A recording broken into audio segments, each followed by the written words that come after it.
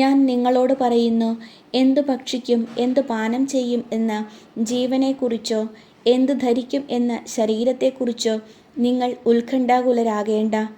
ഭക്ഷണത്തേക്കാൾ ജീവനും വസ്ത്രത്തേക്കാൾ ശരീരവും ശ്രേഷ്ഠമല്ലേ? ആകാശത്തിലെ പക്ഷികളെ നോക്കുവിൻ. അവ വിതയ്ക്കുന്നില്ല, കൊയ്യുന്നില്ല, കളപ്പുരയിൽ ശേഖരിക്കുന്നുമില്ല. എങ്കിലും നിങ്ങളുടെ സ്വർഗസ്ഥനായ പിതാവ് അവയെ തീറ്റിപ്പോറ്റുന്നു.